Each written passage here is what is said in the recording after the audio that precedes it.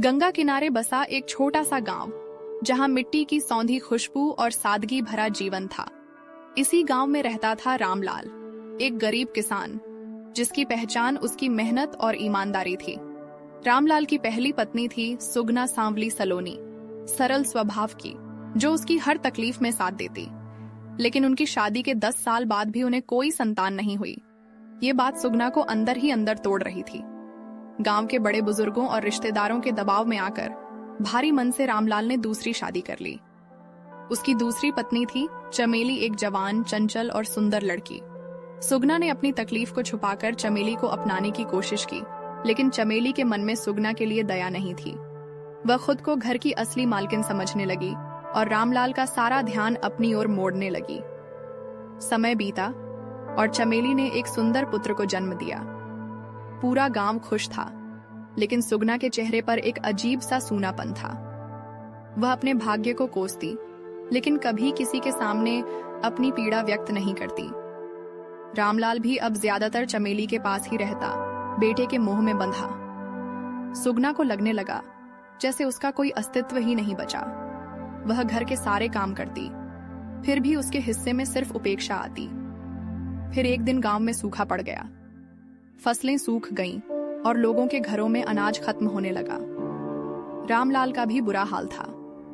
कर्ज बढ़ता गया और जमींदार के आदमी रोज आकर ताने देने लगे। रामलाल के पास अपनी जमीन गिरवी रखने के अलावा कोई चारा नहीं था, लेकिन फिर भी हालात नहीं सुधरे। भूख और गरीबी से तंग आकर चमेली ने रामलाल से कहा, अगर तुम्हारे पास कुछ भी नहीं बचा तो मैं यहाँ क्यों रहूं? मेरा बेटा भूखा नहीं रह सकता। यह कहकर चमेली अपने बेटे को लेकर अपने मायके चली गई। रामलाल स्तब्ध खड़ा रह गया। अब घर में बस रामलाल और सुगना बचे थे। सुगना ने बचा खुचा खाना रामलाल को दे दिया और खुद भूखी रहने लगी। रामलाल को इस बात का एहसास नहीं था कि सुगना लगातार भूखी रह रही है, ताकि उसे कुछ खाने को मिल सके। कुछ दिनों बाद जब रामलाल खेत से लौटा तो उसने देखा कि सुगना चौखट पर पड़ी थी, निर्जीव। भूख और थकान से उसकी जान चली गई थी। रामलाल का कलेजा फट गया। वह फूट फूट कर रोने लगा। उसे एहसास हुआ कि जो औरत उसके साथ हर दुख सुख में खड़ी रही, जिसे उसने हमेशा अनदेखा किया, वह उसके लिए अपने प्राण तक दे बैठी। सुगना की मौत के बाद रामलाल पूरी तरह टूट गया। उसके मन में पछतावे की आग जलने लगी। उसे याद आया कि कैसे सुगना ने बिना किसी शिकायत के उसका साथ दिया, हर मुश्किल घड़ी में उसके लिए खड़ी रही। फिर भी उसने उसे कभी वो प्यार और सम्मान नहीं दिया जिसकी वह हकदार थी। गांव वालों ने सुगना का अंतिम संस्कार किया, लेकिन रामलाल की आत्मा पर गहरा बोझ था। वह खेतों में अकेला बैठा सुगना की यादों में खो जाता। उसे चमेली की कही हर बात याद आती।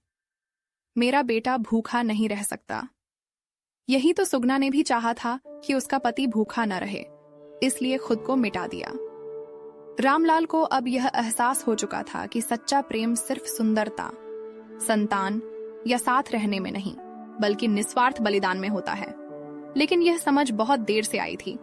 चमेली को जब यह खबर मिली कि सुगना नहीं रही, तो वह मायके से लौट आई। लेकिन घर की हालत देखकर उसे एहसास हुआ कि अब यहाँ कुछ नहीं बचा था। रामलाल अब भी सुगना की यादों में खोया रहता, खेतों में अकेला बैठा आकाश की ओर देखता रहता, जैसे किसी जवाब की तलाश में हो। अब मैं वापस आ गई हूँ।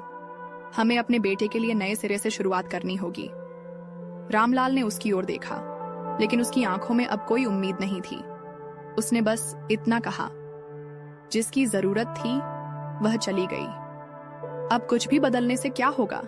इसके बाद रामलाल ने धीरे धीरे बोलना, हंसना और लोगों से मिलना छोड़ दिया।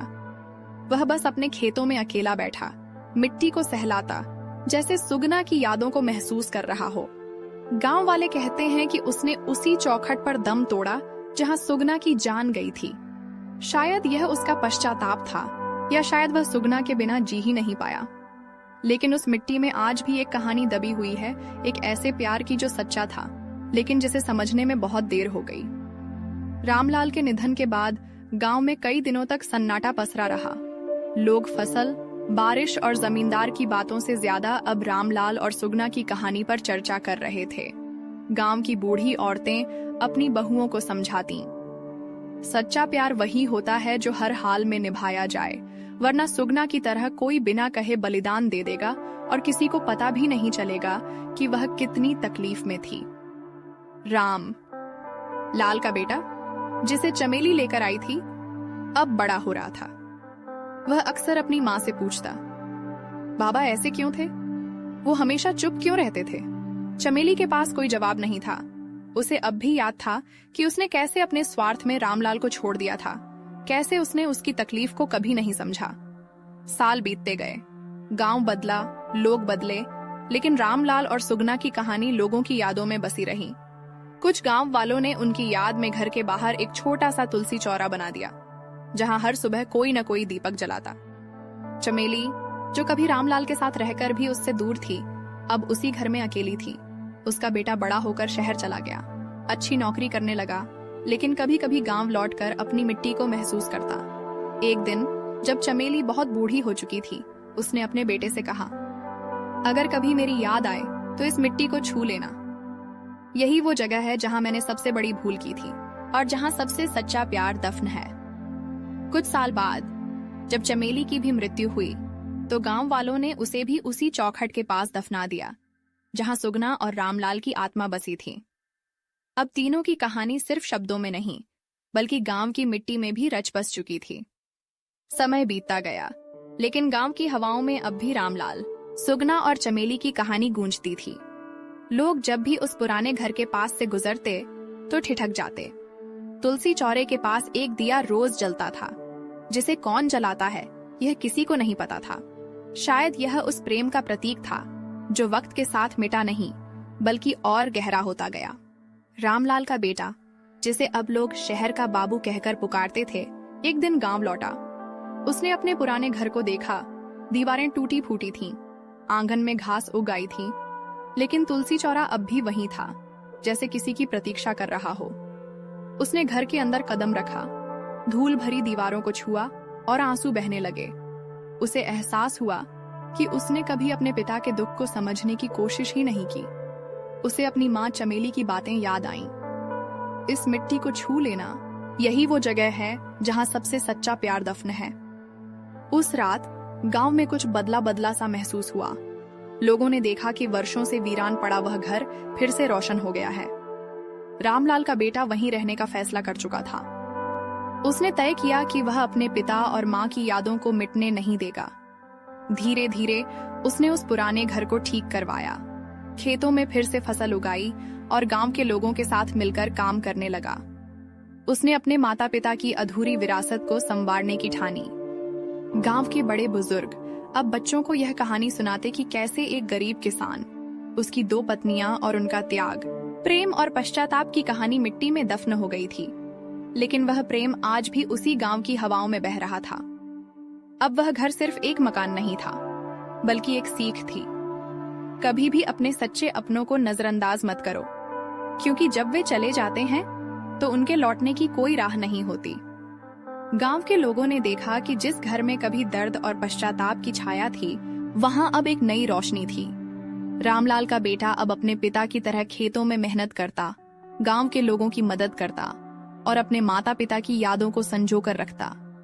एक दिन जब वह तुलसी चौरे के पास बैठा था, तो एक बूढ़ी औरत ने उससे पूछा, क्योंकि मुझे एहसास हुआ कि मेरे माता पिता ने जो प्रेम और त्याग किया, वह सिर्फ एक कहानी नहीं थी, वह मेरी जड़ों की सच्चाई थी। मैं चाहता हूं कि यह मिट्टी उनके प्रेम की गवाही हमेशा देती रहे। उस दिन गांव में पहली बार किसी ने महसूस किया कि शायद रामलाल, सुगना और चमेली की कहानी का दुखद अंत नहीं हुआ, बल्कि उनका प्रेम एक नई शुरुआत बनकर जीवित रह गया था। अब वह घर सिर्फ ईंट और मिट्टी का ढांचा नहीं था, बल्कि एक सीख बन चुका था कि सच्चा प्रेम समय के साथ खो नहीं जाता, बल्कि वह विरासत बनकर आने वाली पीढ़ियों को राह दिखाता है। समाप्त। अगर आप लोगों को हमारी कहानियां पसंद आती हैं, तो वीडियो को लाइक जरूर करें और हमसे जुड़े रहने के लिए चैनल को सब्सक्राइब करना ना भूलें।